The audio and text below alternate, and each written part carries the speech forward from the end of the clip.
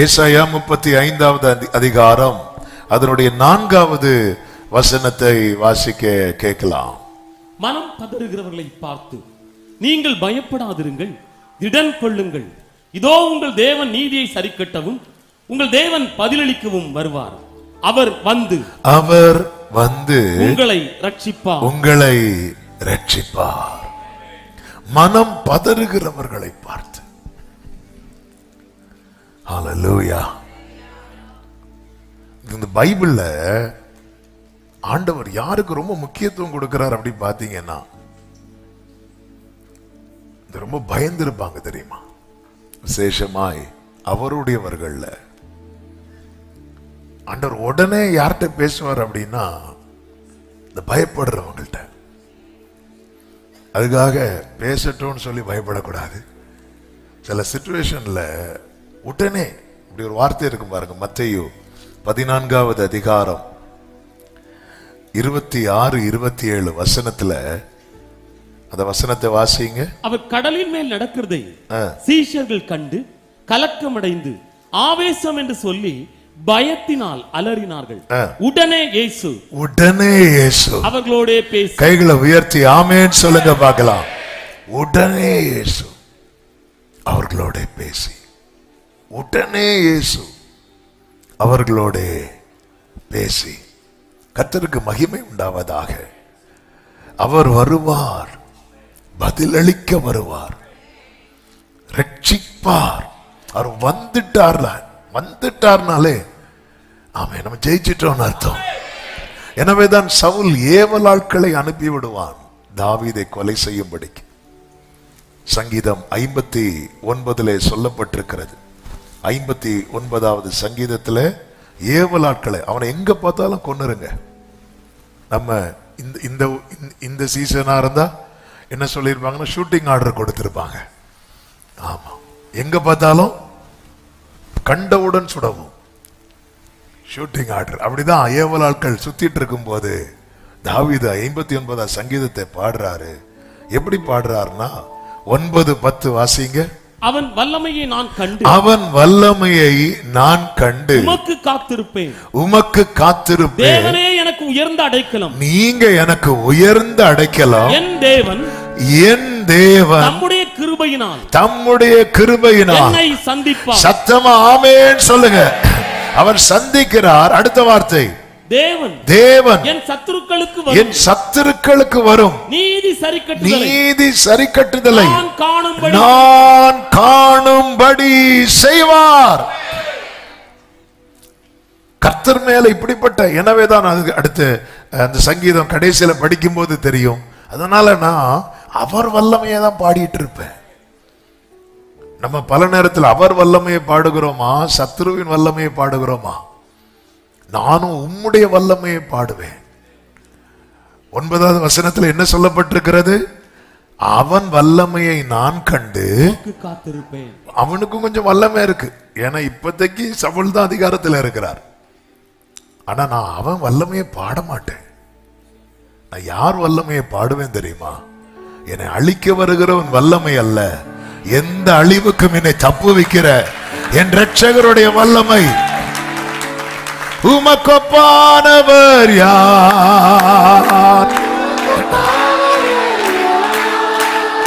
உமக்கொப்பானவர் யார்? ஆமென். வானத்திலும் ரேதானாமா ஷேக்கிலே ஆமென். பிரியமானவர்களே, பிரச்சனை உங்களை எதிர்கொண்டு வரும்போது அவர் வல்லமையை பாடி பழகுங்க. ஹல்லேலூயா. ஆமென். நமக்கு வராது. நமக்கு சர்ச்சில் வந்து அப்படியே கொஞ்சம், அதுவும் இந்த ஸ்லோவெல்லாம் இந்த மெலடியெல்லாம் காலையில் எடுக்கவே பயமா இருக்கும். சில பாருங்க, முதல் பாட்டுக்கு பயங்கரமா கை தட்டுவாங்க, 2வது பாட்டு ரெஸ்ட், 3வது பாட்டு தட்டுறதுக்கு. 2வது பாட்டு டைம் தான். அடுத்து என்ன பாட்டு வர போகுதோ, அந்திய கால அபிஷேக் அட்டி, அதுக்காக இவ்வளவு நேரம் வெயிட்டிங். ஹல்லேலூயா. அவன் வல்லமையை நான் பார்க்கிறேன். பார்த்ததும் சவுலே, இஸ்ரவேலர் எல்லாரும் கோலியாத்தின் வல்லமையை பாடிட்டு இருக்கும் போது கையில ஒரு தடியும் இடுப்புல ஒரு பையன் போட்டுட்டு ஒருத்தன் கர்த்தர் வல்லமையை பாடிட்டு வாரான்.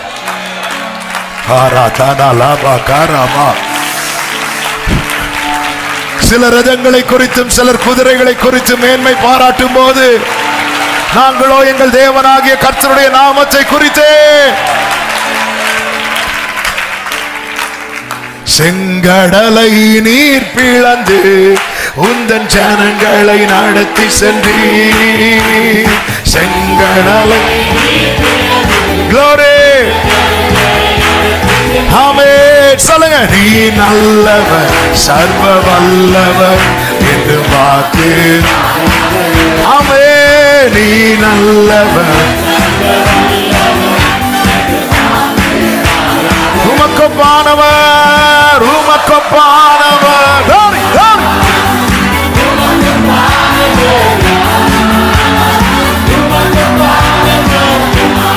ஆமென் வானத்திலும்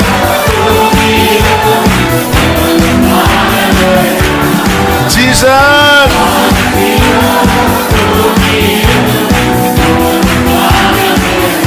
ஆமென். செப்பனியா 3:17 சொல்லப்பட்டிருக்கிறது, உன் தேவனாகிய கர்த்தர் உன் நடுவில் இருக்கிறார். அவர் வல்லமை உள்ளவர். எல்லாரும் சொல்லுங்க, அவர் வல்லமை உள்ளவர். அவர் ரட்சிப்பார். அவர் உன் பேரில் சந்தோஷமாய் மகிழ்ந்து அவர் உன் பேரில் கம்பீரமாய் களி கூறுவார். கடந்த நாளிலே இந்த வார்த்தையை இதோடு கூட சேர்ந்து தியானிக்கும் போது ஆவியானவர் சிந்தையிலே ஒரு வார்த்தை அப்படி எழுதினார். என்ன தெரியுமா? இவர் உன்னை விடுவிக்கிறது தான் என் மகிழ்ச்சி. ஹல்லேலூயா ஆமென். பக்கத்துல பார்த்து சொல்லுங்க, உங்களை காப்பாத்துறது தான் அவருக்கு சந்தோஷம். ஆமென் ஹல்லேலூயா. இதை எழுதும் போதே அப்படி மனசுல அப்படி ஒரு சமாதானம்.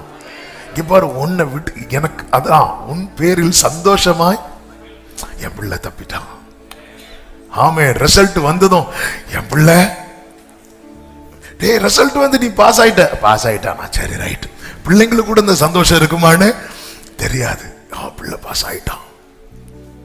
ஆமென் க்ளோரி. நம்ம பல நேரத்துல எத்தனை பேர் நம்புறீங்க ஆண்டவர் என்ன உண்மையா நேசிக்கிறார்?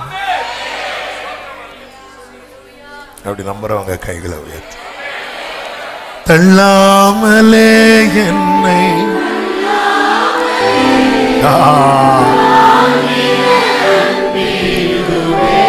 ரிதனமாம்ரே தள்ளாமலே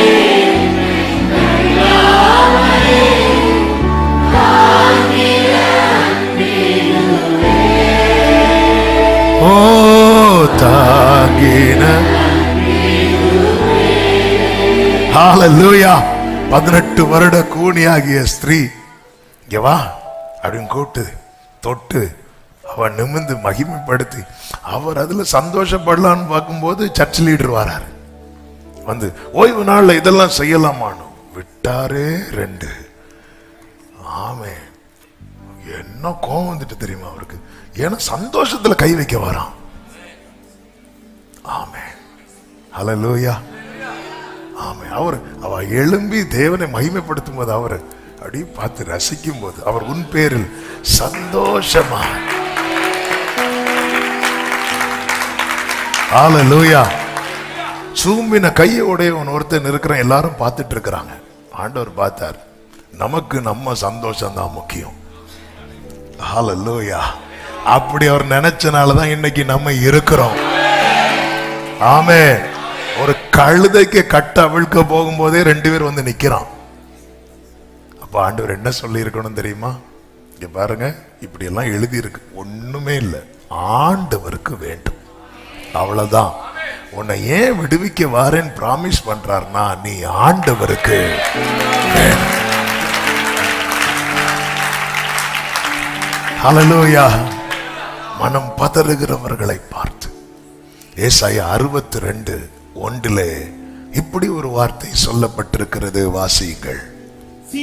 சீயோனின் நிமித்தமும் எருசலேமின் நிமித்தமும் நான் மௌனமாயிராமலும் அது நீதி பிரகாசத்தை போலவும் அதன் ரட்சிப்பு எரிகிற தீவட்டியை போலவும் அது வெளிப்படும் மட்டும் நான் அமராமலும் இருப்பேன்.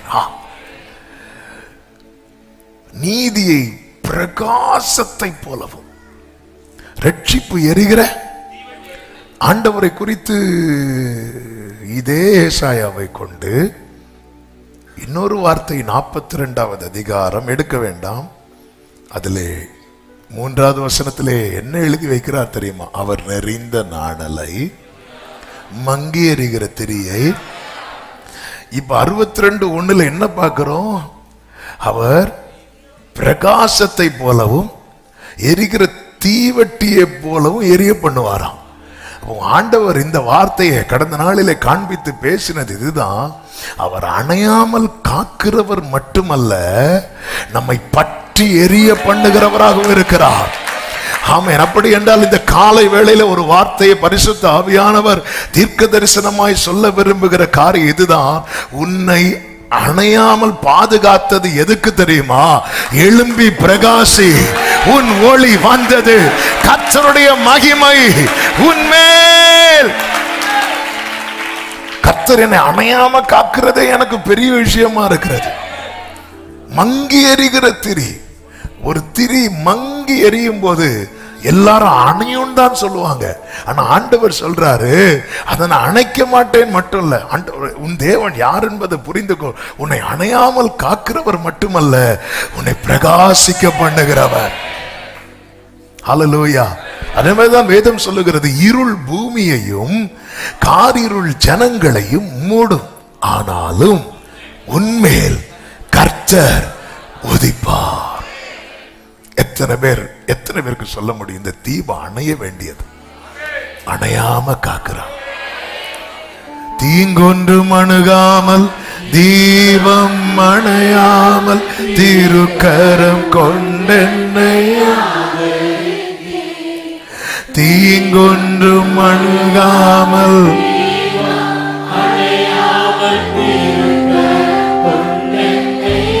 கைகளை உயர்த்தி என்னையா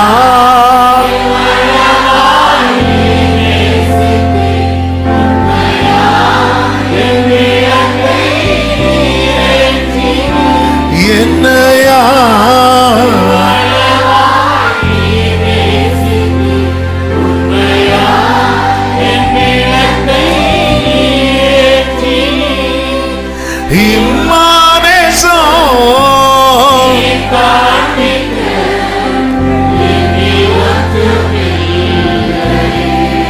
ஹல்லேலூயா.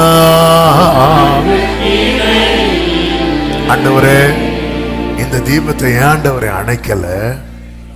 எனக்கு ஒரு ஆசை உண்டு. என்ன ஆசை?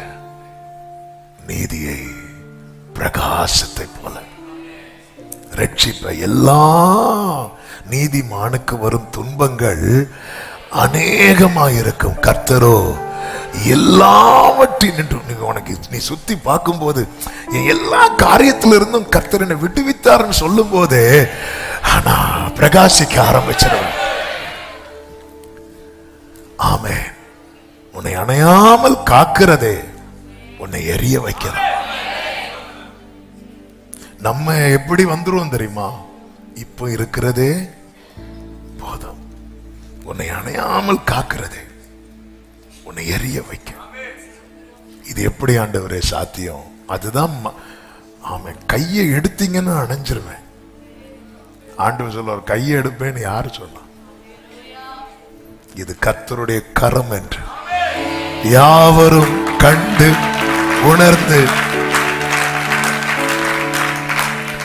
அதாவது ஆண்டவர் கை பிடிச்சிட்டாருன்னா கண்ணை மூடி நம்பலாம். அவர் கையை எடுக்கவே மாட்டார். அவர் கை விடவே மாட்டார். அவர் கைவிடாத கண்மலை. ஆண்டவர், நான் அமர மாட்டேன், நான் சும்மா இருப்பேன் நினைக்கிறியா?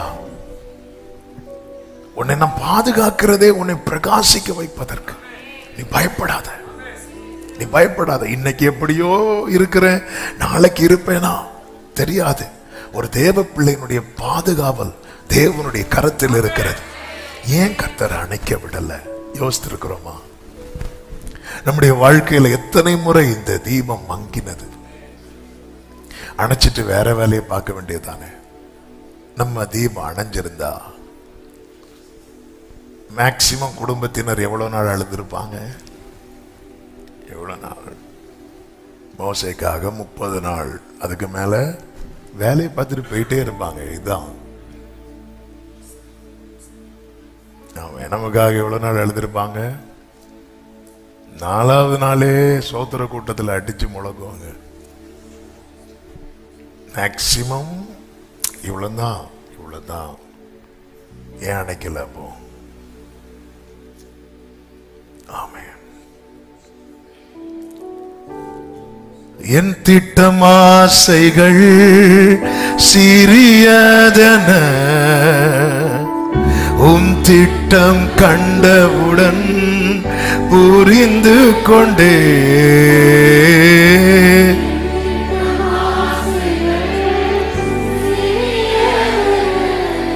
ஆமென். உம் திட்டம் கண்டவுடன் ஆமென். தற்கால தேவைக்கா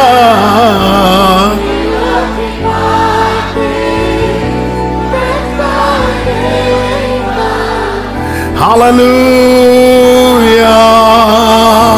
தலைமுறை தாங்கும் திட்டம் தந்தீரே. தலைமுறை ருசித்தவங்க மட்டும் கைகளை உயர்த்தி, நான் கண்ட மேன்மை எல்லாம், நான் கண்ட மேன்மைகள் எல்லாம் உம் கரத்தின் ஈவு. நான் பார்க்கும் உயர்வுகள் எல்லாம் நீரேந்தும் தயவு.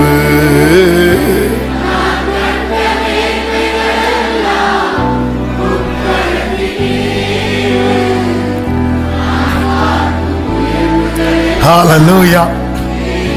நல்ல கவனமா கேளுங்க. கர்த்தர் ஏன் பாதுகாக்கிறார்? சீயோனின் நிமித்தமும் ஆண்டவர் விரும்பி தெரிந்தெடுத்திருக்கிறார். எனக்கு எப்படியாவது இதை பிரகாசிக்க வைக்கணும். ஹல்லேலூயா. ஆமென். கர்த்தர் எவ்வளவு நல்லவர், கர்த்தர் எவ்வளவு பெரியவர், கர்த்தர் எவ்வளவு உண்மை உள்ளவர். ஆண்டவர் சொல்ற, நான் அமர மாட்டேன், நான் அமர மாட்டேன், நான் அமராமல் இருப்பேன் என்று சொல்லுகிறார்.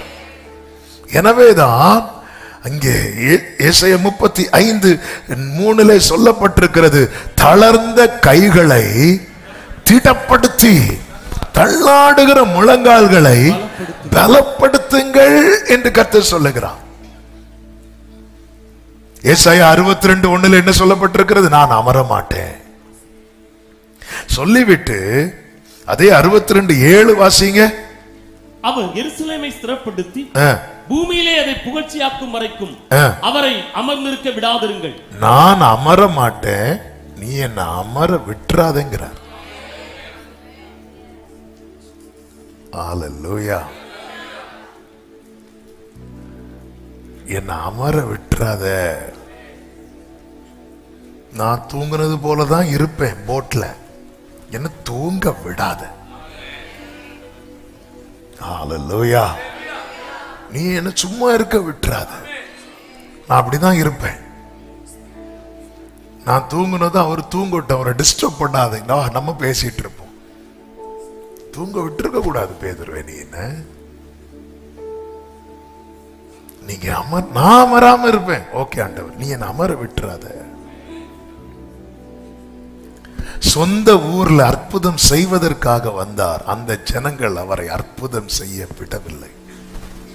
அவர்களுடைய அவிசுவாசத்து நிமித்தம் அவரால் அங்கே அநேக அற்புதங்கள் செய்ய கூடாமற் போயிட்டு பைபிள் எழுதி இருக்கு. அதனாலதான் தளர்ந்த கைகளை திடப்படுத்தி தள்ளாடுகிற முழங்கால்களை பலப்படுத்துங்கள். உங்க ஜெப ஜீவியத்தை நீங்க பலப்படுத்த கர்த்தர் சொல்லுகிறார், இந்த தீபத்தை அணையாம காக்கிறது மட்டும் இல்ல, எரிந்து பிரகாசிக்க வைப்பேன். நம்ம எல்லாருடைய வாழ்க்கையிலையும் ஒரு ஒரு ஒரு ஒரு சீசன் உண்டு பாருங்க. எல்லார் லைஃப்லயும் ஒரே டைம் வராது. ஒவ்வொருத்தங்களும் அந்த சீசன் என்ன சீசன்னா, எல்லாத்திலையும் ஒரு தொய்வு. அதனாலதான் கர்த்தர் சொல்லுகிறார், தளர்ந்த கைகளை திடப்படுத்துங்கள், தள்ளாடுகிற முழங்கால்களை பலப்படுத்தி அமர விடாதிருங்கள். நம்முடைய ஜெப வாழ்க்கையில தொய்வு வரும்போது நம்ம என்ன சொல்ல விரும்புகிறோம் தெரியுமா? அந்த யவீருவின் வீட்டார் வந்து யவீருவின் இடத்துல சொன்னார்களே, போதகரை ஏன் தொந்தரவு படுத்துகிறீர்கள்? அந்த இடத்துல யவீரு மட்டும் ஆண்டவரை பார்த்து திரும்பி, ஆண்டவரே நீங்க இதுவரை வந்ததே பெரிய விஷயம் ஆண்டவரே, பரவாயில்ல ஆண்டவரே, நீங்க போயிட்டு வாங்க ஆண்டவரே அப்படி சொல்லி இருந்தா ஆண்டவர் திரும்பிதான் போயிருக்கணும். ஆனா யவீரு அமைதி ஆயிட்டான். அவர் என்ன சொல்றார் அந்த இடத்துல? அவர் என்ன சொன்னார் தெரியுமா? பயப்படாத. இந்த இடத்திலையும் அவர் பயப்படாதேன்னு தான் சொல்றார். எல்லா இடத்திலையும் கர்த்தர் நம்மோடு அதுதான் சொல்லுகிறார், பயப்படாதே. ஆமென்.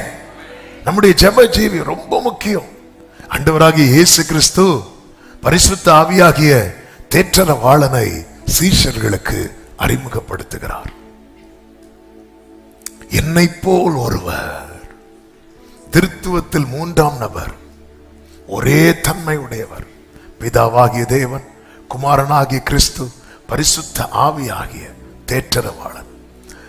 ஆண்டவராகிய இயேசு கிறிஸ்து இந்த பூமியில இறங்கி வந்து அவர் மகிமைப்பட்டு அவர் எடுத்துக்கொள்ளப்பட்டு பிதா அருளின வாக்குத்தத்தத்தை பிதாவினிடத்திலிருந்து பெற்று நமக்கு தந்தருளி இருக்கிறார்.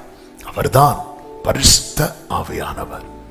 லூக்கா சுவிசேஷம் 24வது அதிகாரம் அதனுடைய 49வது வசனத்திலே ஆண்டவராகிய இயேசு கிறிஸ்து எடுத்துக்கொள்ளப்படுவதற்கு முன்பதாக சீஷர்களை பார்த்து சொன்னார், என் பிதா வாக்குத்தத்தம் பண்ணினதை இதோ நான் உங்களுக்கு அனுப்புகிறேன்.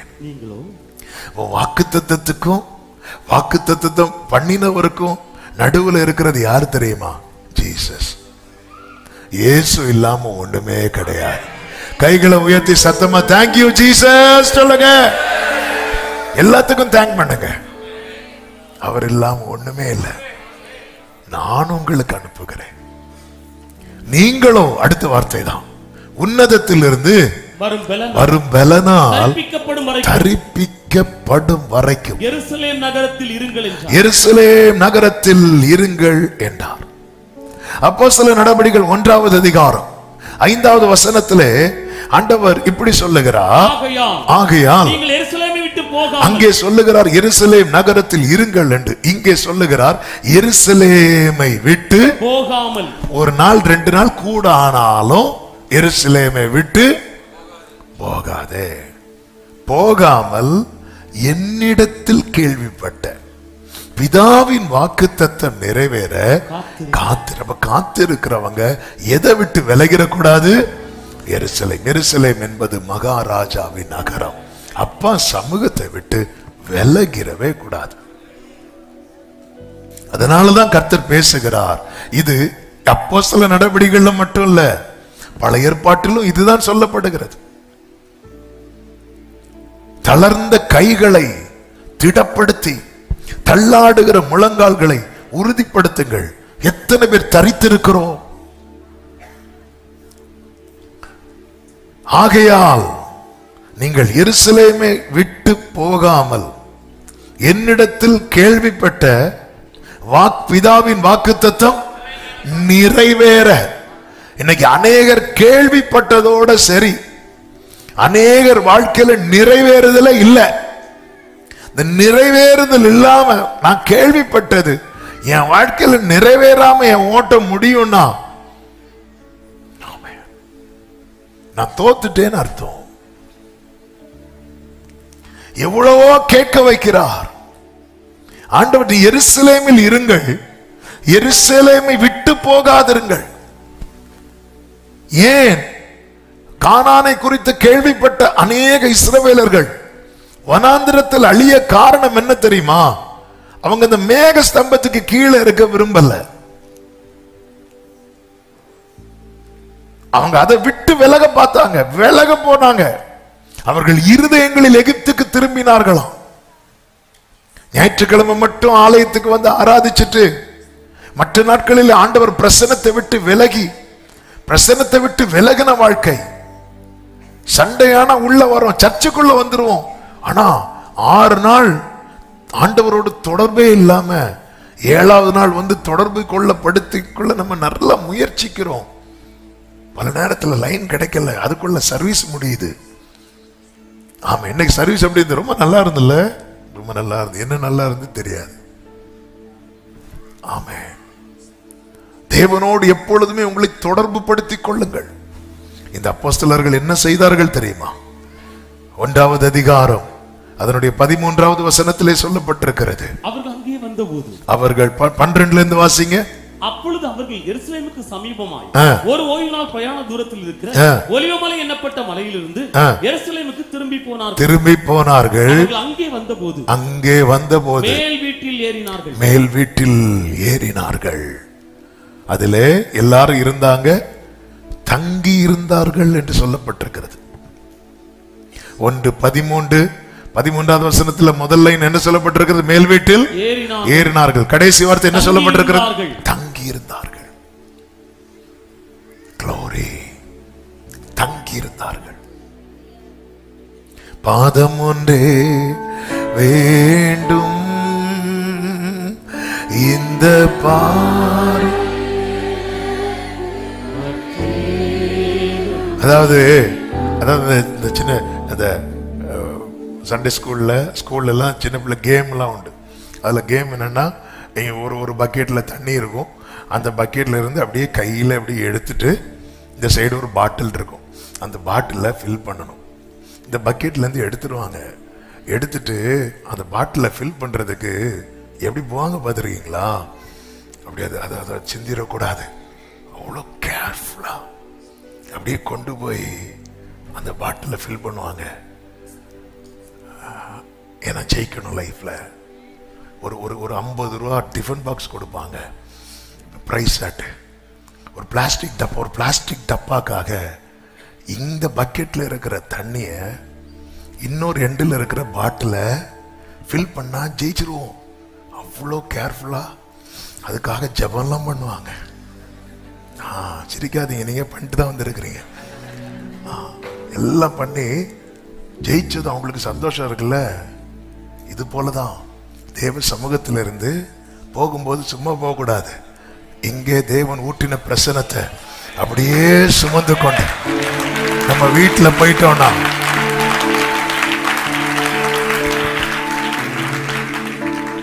சபையில ஜெபிக்க முடிந்து எனக்கு வீட்லயும் ஜெபிக்க முடியுதுன்னா நீங்க பிரசனத்தை கேரி பண்ணிட்டு போறீங்கன்னு அர்த்தம். சபையில வசனத்தை கேட்க முடியுது, வீட்லயும் கேட்க முடியுதுன்னா நீங்க பிரசனத்தை கேரி பண்ணிட்டு போறீங்கன்னு அர்த்தம். அதன் அர்த்தம் என்ன? நீங்க ஜெயிச்சிட்டீங்கன்னு அர்த்தம்.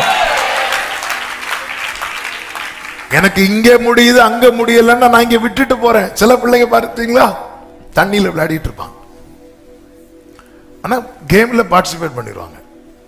முதல்ல பேரம் கொடுத்துருவாங்க. 5 மணிக்கு கேம்னா 2 மணிக்கு வந்துருந்துருவாங்க.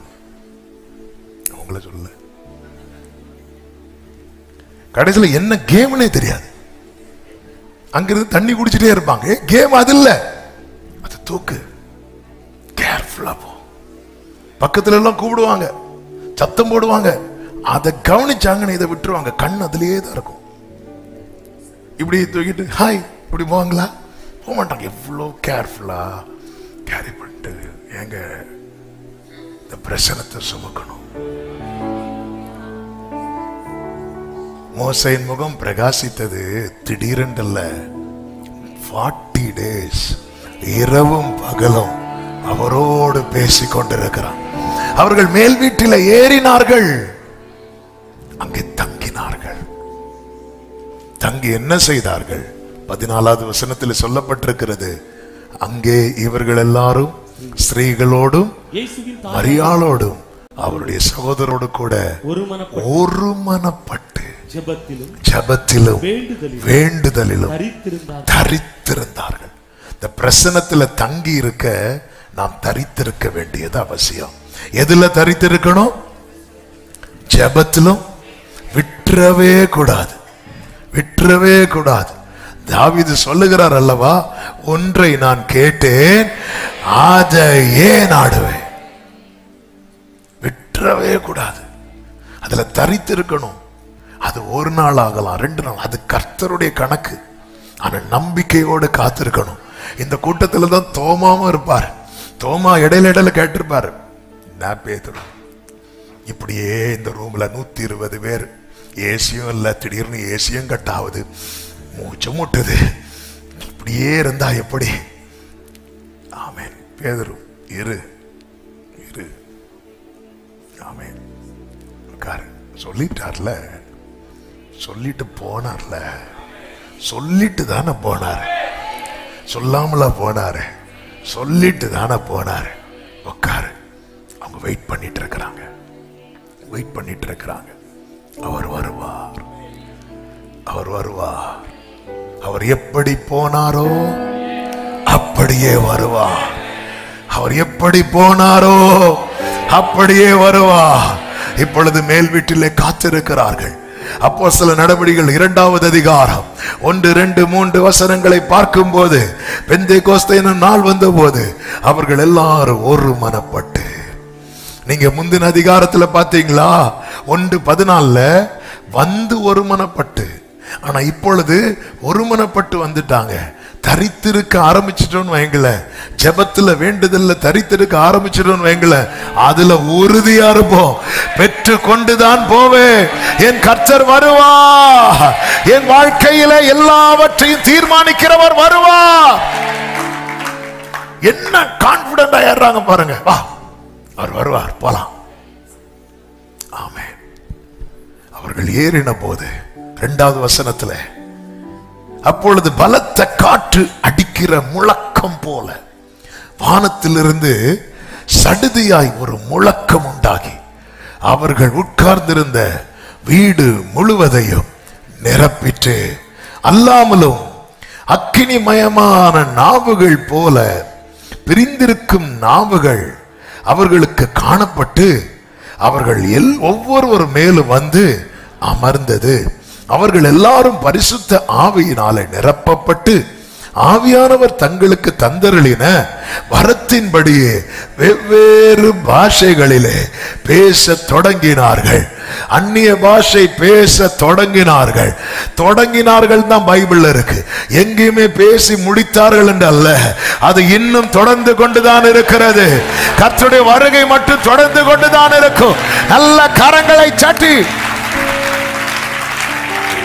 ஆமென். இங்கே பாருங்கள், பரிசுத்த ஆவியானவர் எப்படி இறங்குகிறார் என்று 3 அனுபவங்கள் இங்கே சொல்லப்பட்டிருக்கிறது.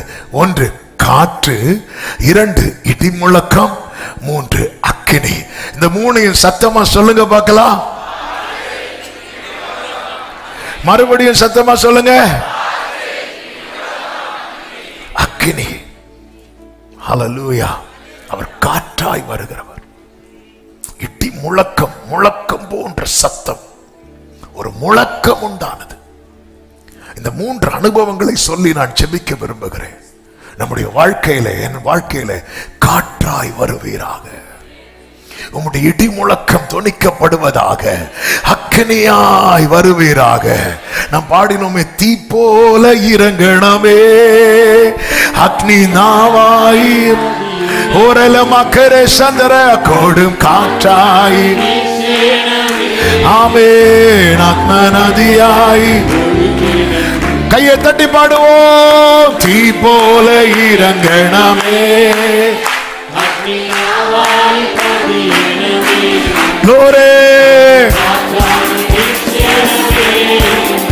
ஆத்ம நதியாய். சீனாய் மலமுகளில், சீனாய் மலமுகளில் ஒரு தீஜ்வாല ഞാൻ കാണുന്നു. ഇസ്രായേലിൻ ദൈവമേ, ആ തീ എന്നിൽ ഇറക്കണമേ. ആമേൻ. Ora la makara mashatana mara. Glory. Riba makala madana. தீ போல இறங்கணமே, தீ போல இறங்கணமே. ஆமென்.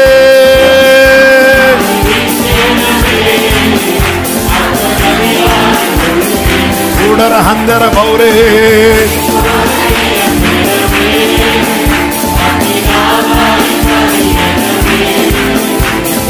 Glory. Glory. ஆமென். அவர் காற்றாய் வருவார், இடி முழக்கம் போல தொனிக்கப்படுவார். அவர் வருவார். காற்று உண்டாகிறது, இடி முழக்கம் உண்டாகிறது, அக்கினி உண்டாகிறது. ஆமென். அவர் வருவார். அவர் வரும்போது உண்டாகிற காரியங்கள். ஆமென். ஆண்டவர் என் வாழ்க்கையில் அந்த காற்றை வீச பண்ணும். அவர் காற்றாய் வரும்போது உண்டாகிற 3 அனுபவங்கள். 1, ஆதியாகமம் 8:1 சொல்லப்பட்டிருக்கிறது, தேவன் நோவாவையும் அவனுடனே பேழையில் இருந்த சகல காட்டு மிருகங்களையும் சகல நாட்டு மிருகங்களையும் நினைத்தருளினார். தேவன் பூமியின் மேல் காற்றை வீச பண்ணினார். அவர் காற்றை வீச பண்ணினார். அப்பொழுது ஜலம் அமர்ந்தது. ஜலம் அமர்ந்தது. 5வது வசனத்திலே சொல்லப்பட்டிருக்கிறது, 10ஆம் மாதம் மட்டும் ஜலம் வடிந்து கொண்டே இருந்தது. 10ஆம் மாதம் முதல் தேதியிலே மலை சிகரங்கள் காணப்பட்டது. அவர் காற்றாய் வருகிறார். ஜலம் அமர்ந்தது. இதுவரை சீஷர்களுக்கு யாருக்கிட்டையுமே பதில் சொல்ல முடியல.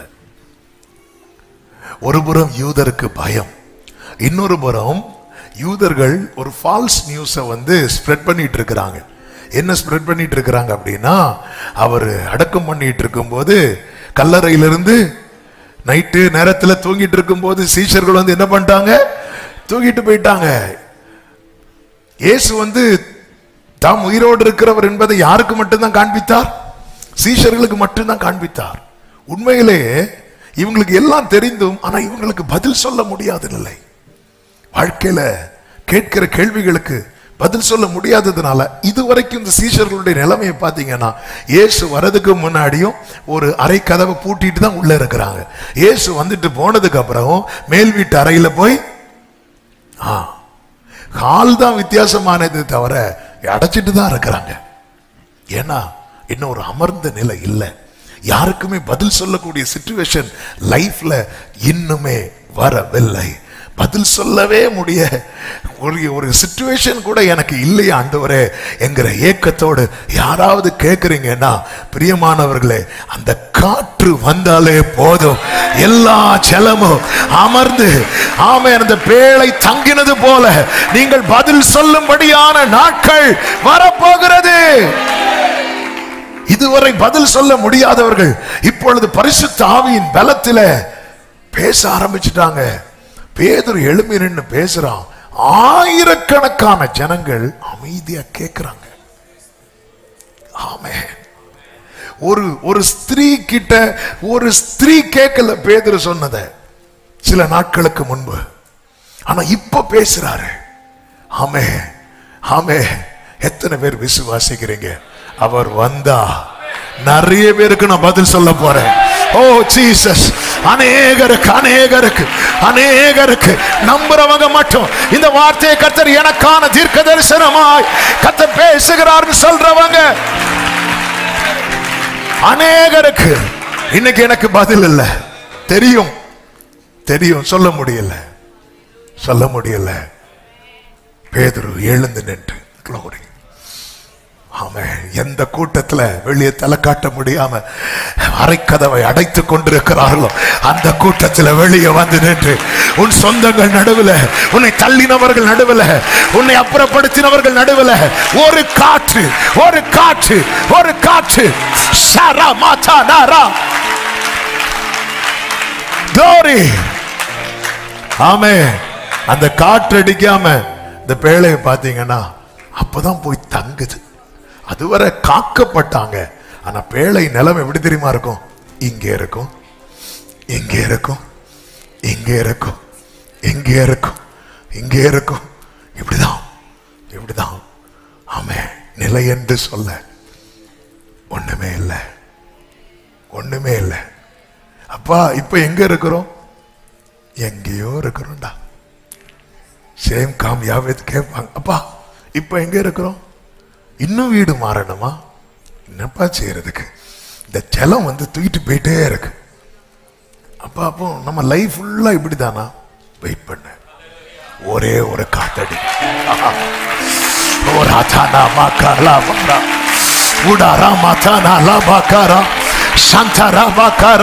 விசுவாசிக்கிறவங்க அந்நிய பாஷையில, விசுவாசிக்கிறவங்க அந்நிய பாஷையில அவர் நினைத்தருளி ஒரு காற்றை வீச பண்ணினால் போதும். ஆமென். தளர்ந்த கைகளை திடப்படுத்துங்க. நீ அவரை அமர விட்டுறாத. ஆண்டவர் அதுதான் வான் பண்றார். நான் அமர மாட்டேன், என்ன அமர வச்சிடாத. ஹல்லேலூயா. சீஷர்கள் நிக்கிறாங்க, நிக்கிறாங்க, அத்தனை ஆயிரங்கள்.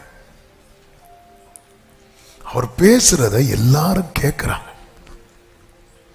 கேட்டது மட்டும் இல்ல, 3000 பேர் இவங்க கூட சேர வராங்க. ஹல்லேலூயா. ஆண்டவர் வேதத்துல கொடுத்த வாக்குத்தத்தத்துல ஒன்று என்ன தெரியுமா? இனி நீ அலைந்து தெரிவது இல்லை. தீ போல இறங்கணமே, அக்னி நாவாய் கொடு காற்றாய் வீசேனமே, ஆத்ம நதியாய் ஒழுகேனமே. தீ போல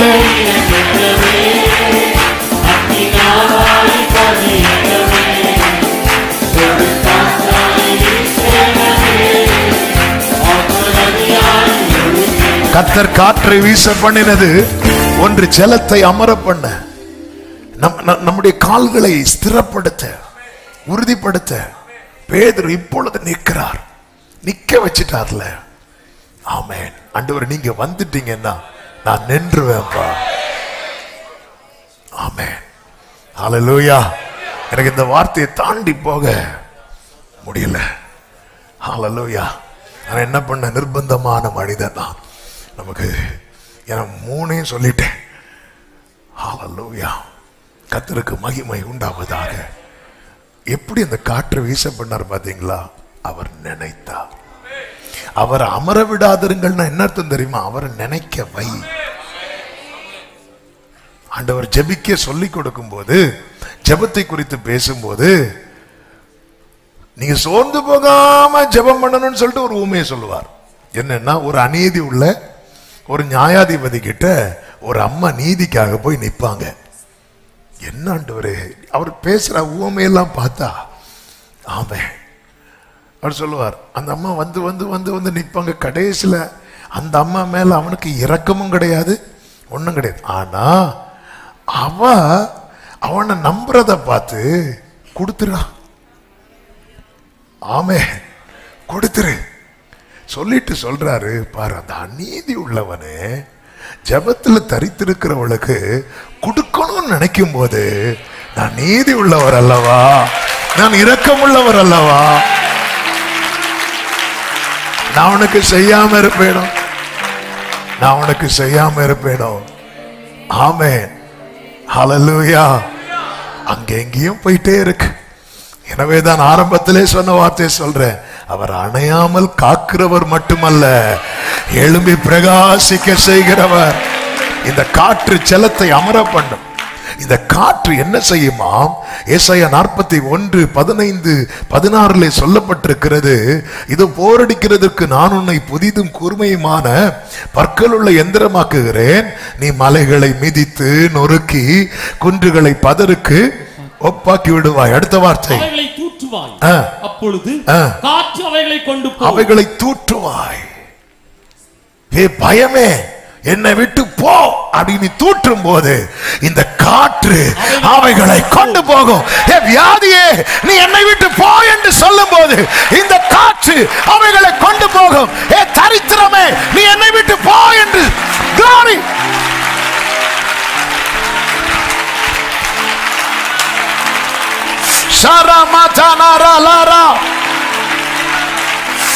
எனவேதான் கர்த்தர் உன்னை புதிதும் கூர்மையுமான பற்கள் உள்ள எந்திரமா, புதிதும் கூர்மையுமான பற்கள் உள்ள எந்திரமாக்குறதுக்கு ஆக்குறது எலும்ப கடிக்கிறதுக்கு இல்ல, அவைகளை நீ தூற்றுவாய் தூற்றுவாய்.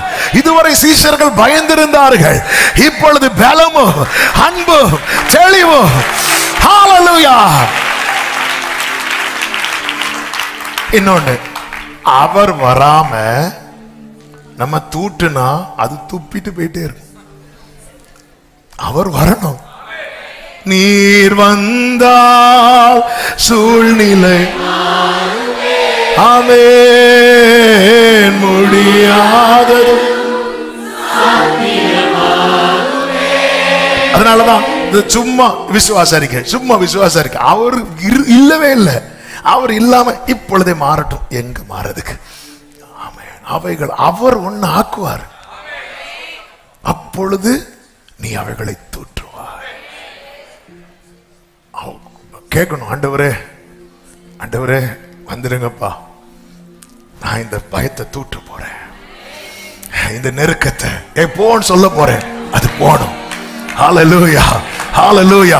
அப்பொழுது காற்று அவைகளை கொண்டு போய், சுழல் காற்று அவைகளை பறக்கடிக்கும். நீயோ கர்த்தருக்குள்ளே களி கூர்ந்து, இஸ்ரவேலின் பரிசுத்தருக்குள்ளே. ஆமென். நீ தூற்றுவாய். ஹalleluya ஆமென் ஹalleluya. எத்தனை பேர் நம்புறீங்க? அவர் வந்துட்டார், இதை செய்ய வைப்பார். ஏன் செய்ய முடியல தெரியுமா? செய்ய வைக்கிறவர் உள்ள இல்ல. காத்திரு, தரித்திரு, அவர் வருவார். உன் கையை அவர் கையாய் பயன்படுத்துவார், உன் வாயை அவர் வாயை பயன்படுத்துவார். நல்ல கைகளை தட்டி அந்நிய பாஷையில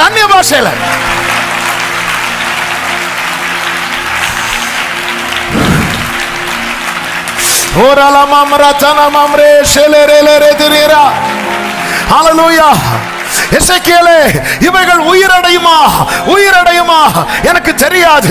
நீ சொல்லு அதை பார்த்து நீ சொல்லு.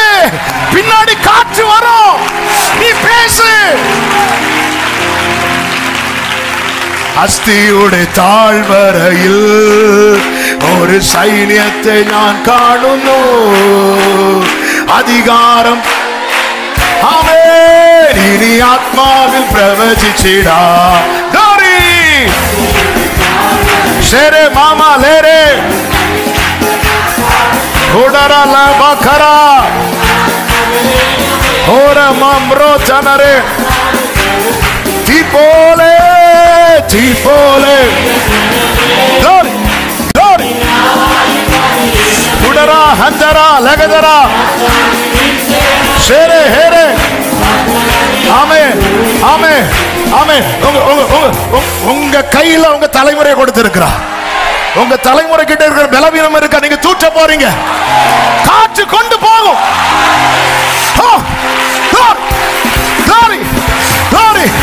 ஆமென்.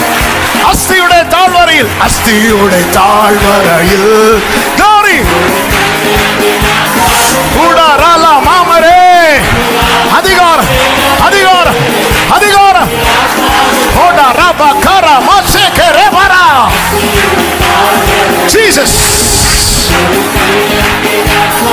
ஆமென்.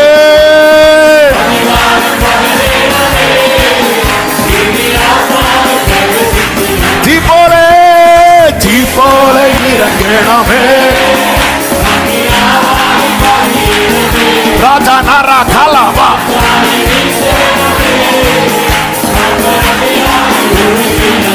ஆமென்.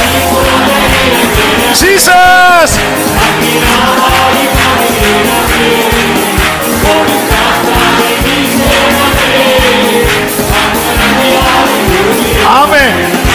ஹல்லேலூயா. ஆமென். அவர் துதிக்கவும் வைப்பார், தூற்றவும் வைப்பார். அடுத்த ஆள் அல்ல. ஹல்லேலூயா. உன்னை புதிதும் கூர்மையுமான பற்கள் உள்ள அவர் வருவார். அவர் பேச வைப்பார். உலர்ந்த எலும்புகள் நிறைந்த பள்ளத்தாக்கு நடுவில் நீ பேசு, நீ பேசு. ஆமென். என்ன பேசணும்? எனக்கு கற்பித்தபடி வார்த்தையை வாங்குங்க, பேசுங்க. அதே பெரிய பர்வதமே நீ ஏமாத்திரம். glory glory. கர்த்தர் உங்களை பேச வைக்க போகிறார். கர்த்தர் உங்களை பேச வைக்க போகிறார். ஆமென் ஆமென். ஜீசஸ். பறக்கடிக்கும். மோசே உன் கோலை நீட்டி இந்த சமுத்திரத்தை பிளந்து விடு. மோசே கோலை நீட்டிட்டான். அடுத்து என்ன நடந்தது தெரியுமா? காற்று வந்தது. காற்று வந்தது. glory glory. ஆமென்.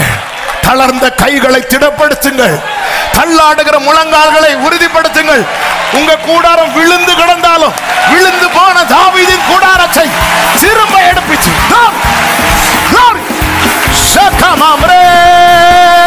தீ போல இறங்கணமே, அக்னி நாவாய் பதியணமே, கொடுங்காற்றாய் ஆத்ம நதியாய் ரேஜனல மகரோ உடரம சேகரே ராஜனல ராபகர.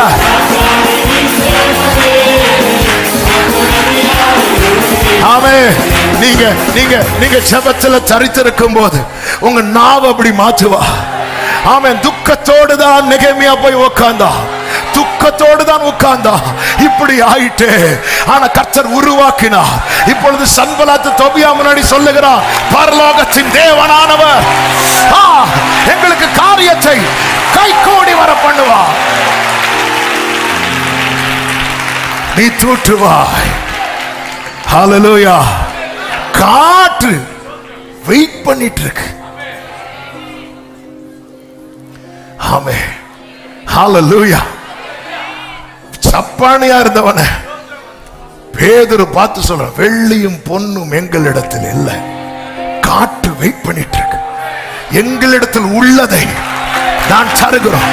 நசரேயனாகிய இயேசுவின் நாமத்தில் எழுந்து நடனதும் காற்று, கர்த்தர் காற்றை வீச பண்ணுகிறார்.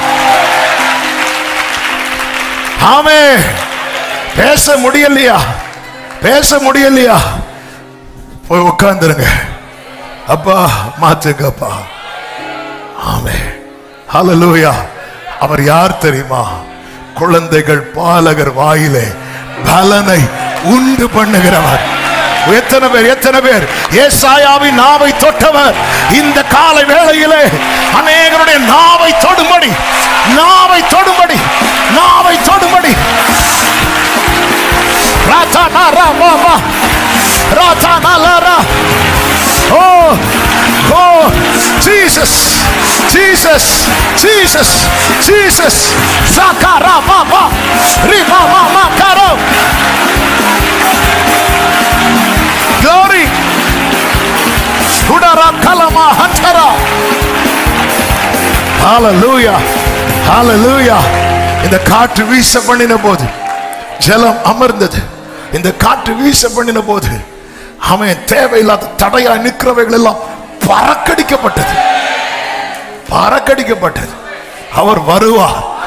இதுவரை தடையாய் பெரிய மலை அது ஒண்ணுமே இல்லாம ஆக போகுது. இந்த காற்று கொண்டு போகும். ஆமென். வசனம் வரும்போதே அதை சொல்லிட்டே இருங்க. புறம் வீட்டில் போய் நம்ம மறந்துருக்கிறது போகுது. அப்படியே சொல்லிட்டே இருங்க. காற்று வந்தா ஆமென். ஹல்லேலூயா. உன் பவரை காட்டுன்னு சத்துரு கேட்கும் போது அப்பா காட்டுன்னு சொல்லுங்க. ஆமென். அதுக்கப்புறம் அவனை காணாது. ஹல்லேலூயா. ஆமென். இந்த வசனத்தை பார்த்தீங்களா? காற்றும் சுழல் காற்றும் அவைகளை பறக்கடிக்கும். நீயோ நீயோ என்ன அர்த்தம்? அதான் ஆரம்பத்தில் சொன்னேன், உன்னை மகிழ்ச்சியாக்க என்னவும் செய்வா. என்ன மகிழ பண்ண என் கையை பிடித்தவர், இந்த பூச்சி கையை பிடித்தா, நீயோ கர்த்தருக்குள். ஆமென், ஆமென். அது மாத்திரமல்ல, இஸ்ரவேலர்களுக்கு காடை வேணும்னு கேட்டாங்க. அப்பொழுது அவர்களுக்கு வேண்டிய மட்டும் கர்த்தர் ஒரு காற்றை வீச பண்ணி காடை கொடுத்தார். இதுதான் அப்போஸ்தலர் நடவடிக்கைகளில் பார்க்க முடியும். அவருக்கு என்னென்ன வரம் தேவையோ அது எல்லாவற்றையும் ஆவியானவர் கொடுக்கிறார். வரங்கள் நம் பிரயோஜனத்துக்கு என்று கொடுக்கப்பட்டிருக்கிறது. அந்த காற்று எனக்கு என்ன தேவையோ, இந்த பாட தெரியாதவரை பாட வைத்தாரு, பேச தெரியாதவனை பேச வைத்தாரு, எல்லாம் ஒரு காற்று அடித்தது. அவ்வளவுதான். உங்க வாழ்க்கையில காற்று அடிக்கும் போது ஆகாது என்று தள்ளின கல் தலை கல்லாகும், கர்த்தராலே ஆகும். இது எல்லா கண்களுக்கும். இரண்டாவது இடி முழக்கம். இந்த இடி முழக்கம் ரெண்டு காரியங்களை ஆவியானவர் காண்பித்து கொடுத்தார். அதை சொல்லிவிடுகிறேன். ஒன்று, இந்த இடி முழக்கம் முதலாவது எங்கிருந்து வருகிறது? வெளிப்படுத்தல் 4வது அதிகாரம் 1-2 வசனங்களை வேகமாய் வாசி. இவைகளுக்கு பின்பு இதோ பரலோகத்தில் திறக்கப்பட்டிருந்த ஒரு வாசலை கண்டேன். முன்னே எக்கால சத்தம் போல என்னுடனே பேச நான் கேட்கின்ற சத்தமானது, இங்கே ஏறி வா, இவைகளுக்கு பின்பு சம்பவிக்க வேண்டியவைகளை உனக்கு காண்பிப்பேன். இரண்டாவது வசனம் உடனே ஆவிக்குள்ளானேன். அப்பொழுது இதோ வானத்தில் ஒரு சிங்காசனம் வைக்கப்பட்டிருந்தது. அந்த சிங்காசனத்தின் மேல் ஒருவர் வீற்றிருந்தார். 5வது வசனம், அந்த சிங்காசனத்தில் மின்னல்களும் இடி முழக்கங்களும் சத்தங்களும் புறப்பட்டன. கைகளை உயர்த்தி.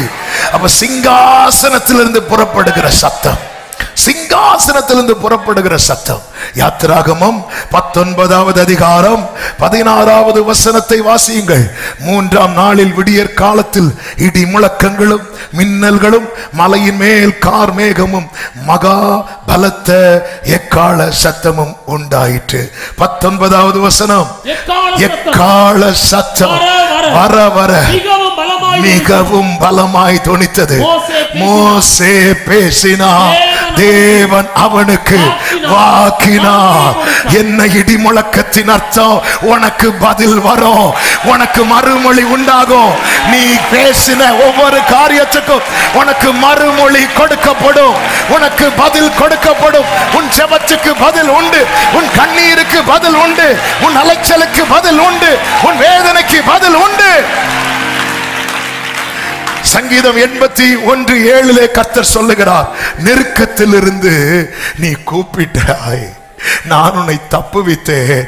இடி முழக்கம் உண்டாகும் மறைவிடத்தில் இருந்து உனக்கு உத்தரவு அருளினேன். ஹல்லேலூயா. ஆண்டவரே, ஆமா, எவ்வளோ நாள் ஜெபம் பண்ணிட்டு இருக்கிறா பாரு, எவ்வளோ நாள் ஜெபம் பண்ணிட்டு. சிங்காசனத்திலிருந்து சத்தம் வரும்னு காத்துட்டு இருக்கிறேன். மோசே பேசினான், கர்த்தர் அவனுக்கு வாக்கினால் மறு உத்தரவு. பதில் உண்டு. ஆமே, பதில் உண்டு. சாமுவேல் 1 சாமுவேல் 12வது அதிகாரத்துல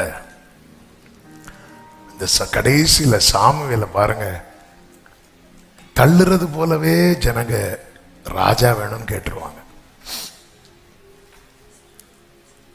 சாமுவேல் எல்லாரையும் கூப்பிட்டு, நான் ஏதாவது உங்ககிட்ட எடுத்தானா, அநியாயமா நடத்தினான்? இல்ல இல்ல, அப்படிலாம் ஒண்ணும் இல்லை சொல்லிட்டு இருக்கும்போது இப்ப சாமுவேல் ஜெபம் பண்ண ஆரம்பிக்கிறார். எல்லாருக்கும் முன்னாடி ஜெபம் பண்ண ஆரம்பிக்கும் போது 1 சாமுவேல் 12வது அதிகாரம் 18வது வசனத்துல சாமுவேல் கர்த்தரை நோக்கி விண்ணப்பம் பண்ணினான். அன்றைய தினமே கர்த்தர் இடி முழக்கங்களையும் மழையையும் கட்டளையிட்டார். அடுத்த வார்த்தை பாருங்கள், ஜனங்கள் எல்லாரும் கர்த்தருக்கும் கர்த்தருக்கும் சாமுவேலுக்கும் மிகவும் பயந்து. ஆவியானவர் இந்த வார்த்தையை எப்படி பேசினார் தெரியுமா? இந்த இடி முழக்கம் எதற்கு உண்டாகிறது தெரியுமா? நீ என்னால் அங்கீகரிக்கப்பட்டவன் என்பதை எல்லாரும் அறிந்து கொள்ளும்படியாய், எல்லாரும் அறிந்து கொள்ளும்படியாய். பெந்தேகோஸ்தே நாளிலே அந்த இடி முழக்கம் உண்டான போது இந்த 11 பேரோடு கூட பேதுரு எழுந்து நிற்கிறான். எல்லாரும் அவங்க சொல்றத கேட்கிறாங்க. ஆமென். நீ தேவனால் அங்கீகரிக்கப்பட்டவன், நீ தேவனால் அங்கீகரிக்கப்பட்டவள் என்பதை உன்னை சுற்றிலும் இருக்கிறவர்கள் அறிந்து கொள்ளும்படி கர்த்தர் செய்வார். கைகளை உயர்த்தி ஆமென் சொல்லுங்க பார்க்கலாம். மூன்றாவது அக்கினி. வேதம் சொல்லுகிறது தூற்றுக்கூடை அவர் கையில் இருக்கிறது. அவர் தமது களத்தை நன்றாய் விளக்கி, மத்தேயு 3:12, தமது கோதுமையை களஞ்சியத்தில் சேர்ப்பார், பதரையோ அவியாத அக்கினியினால் சுட்டரிப்பார். என்ன அதன் அர்த்தம்? என் மேல அவர் அக்கினியா வந்துட்டார்னா நான் பதரா இருக்க மாட்டேன், நான் கோதுமையா மட்டும்தான் இருப்பேன். ஹல்லேலூயா. அவர் வரலன்னா நிறைய பதறு. அவர் வரணும். அவர் சுத்திகரித்து சுத்திகரித்து அவர் லேவி புத்திரரை சுத்திகரித்து கொண்டே இருப்பார். அப்ப என் மேல அவர் அக்கினியா இறங்கிட்டார்னு வைங்களேன், என்கிட்ட என்ன இருக்காது தெரியுமா? சொல்லுங்க. கசப்பு என்கிற பதர் இருக்காது, வெறுப்பு என்கிற பதர் இருக்காது, ஆமென், பொறாமை என்கிற பதர் இருக்காது. அது வந்தாலே அக்கினி என்ன பண்ணும்? அதனாலதான் நம்ம எவ்வளவு உசாரணவங்கன்னு ஆண்டவருக்கு தெரியும். எனவேதான் தெசலோனிக்கேயருக்கு எழுதும் போது பவுலை கொண்டு எழுதுகிறார், ஆவியை அவித்து போன அணைச்சு போட்டுறாது. ஏன்னா நமக்கு தெரியும் இப்ப நம்ம டங்ஸ்ல பேசினா இந்த பதறு போயிரும், அதனால கொஞ்ச நேரம் பேச வேண்டாம்.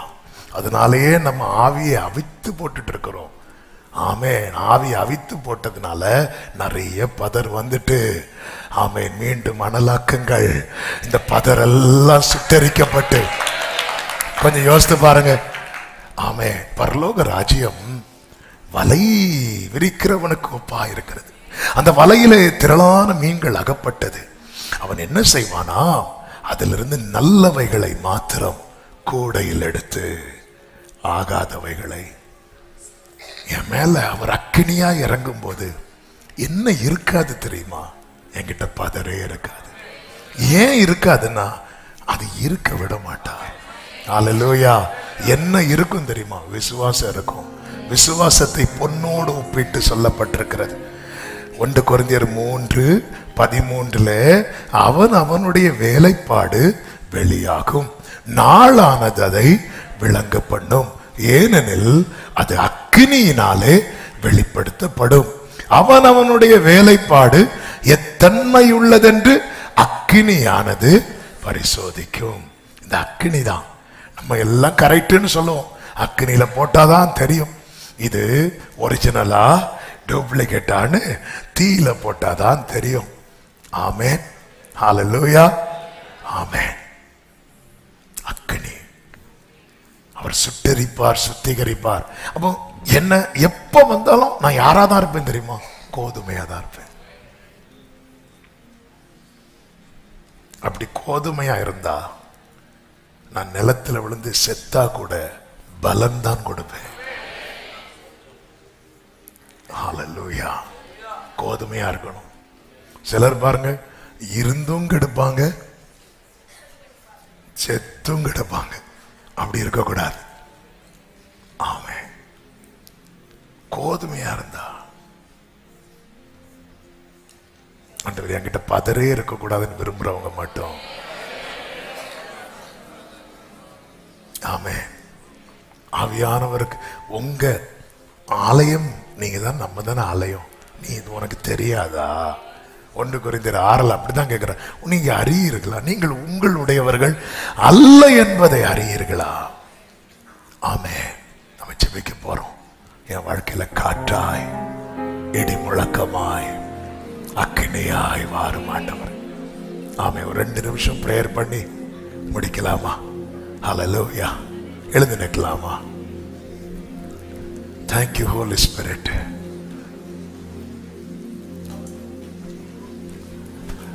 மாறும் ஆண்டவரே, என்னை முழுவதுமாய் ஆட்கொள்ளும். ஒரு 2 minutes பிரேயர் மட்டும் பண்ண போறோம். நமக்கு டைம் இல்லை. எனக்கு இன்னும் அந்த பாட்டை பாடி ரொம்ப நேரம் வர்ஷிப் பண்ணணும்னு ஆசை. ஆனா நேரம் இல்லை. ஒரு 2 நிமிஷம் என் லைஃப்ல அவர் வந்தா மட்டும்தான் இதெல்லாம் நடக்கும். அவர் வரலன்னா ஒண்ணுமே இல்லை. எனக்கு எனக்கு எனக்கு அப்படிப்பட்ட வாழ்க்கை நான் விரும்புறேன். நீங்க வேணும், கண்டிப்பா வந்தே ஆகணும். கைகளை உயர்த்தி ஆண்டவர்கிட்ட ஒன்னே ஒண்ணு கேளுங்க. என் தளர்ந்த கைகளை திடப்படுத்துக. தள்ளாடுகிற முழங்கால்கள் சீஷர்கள் எருசலேமிலே தங்கி இருந்தது போல உங்க பிரசன்னத்துல தங்கி இருக்க, அவர்கள் ஜெபத்தில் வேண்டுதலும் தரித்திருந்தது போல நாங்கள் தரித்திருக்க எங்களுக்கு உதவி செய்யுங்கப்பா, எங்களுக்கு உதவி செய்யுங்கப்பா. ஆண்டவரே, நீங்க சொல்லிட்டீங்க என்னை அமர்ந்திருக்க விடாதீங்க. உங்களை அமர்ந்திருக்க விட்டுறக்கூடாதுப்பா. நீர் அதை புகழ்ச்சியாக்குகிறவர், நீர் அதை மகிழ பண்ணுகிறவர். ஆண்டவரே, என்னை மகிழ பண்ணுகிறவரே. ஆமே, நீங்க வரணும், காற்றாய் வரணும், இடி முழக்கமாய் வரணும். நான் உம்மால் அங்கீகரிக்கப்பட்டவன், நான் உம்மால் அங்கீகரிக்கப்பட்டவள் என்பதை என்னை சுத்தி இருக்கிறவங்க அறியட்டும். ஆண்டவரே, நீர் எனக்கு மறு உத்தரவு கொடுக்கிறவர் என்பதை என்னை சுற்றிலும் இருக்கிறவர்கள் அறியட்டும். ஆண்டவரே, ஒரு காற்றை வீச பண்ணின போது அந்த பேழை போய் மலையில தங்கினது. நீர் ஒரு காற்றை வீச பண்ணினா என் அலைச்சலுக்கு ஒரு முற்றுப்புள்ளி உண்டாகுமே. ஆண்டவர், 2 கைகளை எல்லாரும் வானத்துக்கு நேராக உயர்த்து. எல்லாரும் கைகளை வானத்துக்கு நேராக. சின்ன பிள்ளைங்க, வாலிபர்கள், பெரியவர்கள் ஒன்னே ஒன்று சொல்லுங்க. நீர் வெறுக்கிற பதர் எதுவும் என்னிலே வேண்டாப்பா. சுட்டெரிச்சிருங்க. நான் எப்பவுமே கோதுமையா மட்டும்தான் இருக்கணும், கோதுமையா மட்டும்தான் இருக்கணும், கோதுமையா மட்டும்தான் இருக்கணும். ஆண்டவரே, ஆளுகை செய்வீராக, ஆளுகை செய்வீராக, ஆளுகை செய்வீராக, ஆளுகை செய்வீராக. வேண்டாத பலவீனங்கள் ஆண்டவா முன்வைக்கின்றே. வேண்டாத பலவீனங்கள் ஆண்டவா முன்வைக்கின்றே. மீண்டும் தலை தூக்காமல்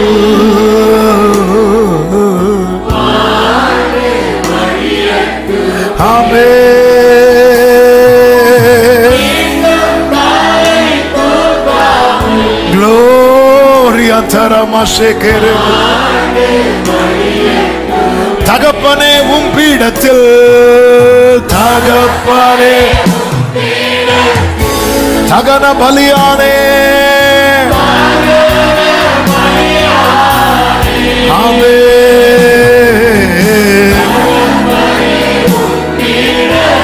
ரதனமா ஷேகரே மாமராதனலரோ. அக்கினி, அக்கினி முற்றிலும் எரிச்சு விடுங்கப்பா. ஆமே,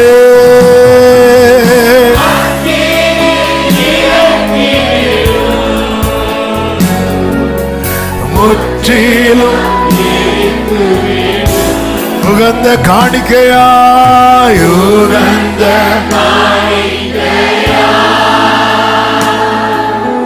ஒப்பு கொடுத்தேனையா. சுகந்த வாசனையா நுகர்ந்து, சுகந்த வாசனையா. ஆமே, நல்ல தகப்பனே, இரக்கமுள்ள தேவனே, நன்றியோடு உம்மை துதிக்கிறோம். உலகம் முழுவதும் இந்த நாளை பெந்தேகோஸ்தே ஞாயிறாக ஆண்டவரே அனுசரிக்கும் போது, ஆவியானவரே, எங்களுக்கான ரேமாவை நீங்க பரத்திலிருந்து தந்து எங்களோடு பேசி பலப்படுத்தின கிருபைகளுக்காக நீர் தந்த வாக்குக்காக, வாக்கு தத்தத்துக்காக ஸ்தோத்திர. நீர் காற்றாய் வருவீர், இடி முழக்கமாய் வருவீர், அக்கினியாய் வருவீர், எங்களை பிரகாசிப்பிக்க பண்ணுவீர். சமூகத்திலே தரித்திருக்க எங்க தளர்ந்த கைகளை திடப்படுத்தி தள்ளாடுகிற முழங்கால்களை பலப்படுத்த கிருபை தாரும். ஒவ்வொருவரையும் அப்படியே ஆட்கொண்டு நடத்தும், சாட்சியாய் நிறுத்தும். மகிமை அனைத்தும் ஒருவருக்கே செலுத்துகிறோம். இரட்சகர் இயேசுவின் நாமத்தில் பிதாவே.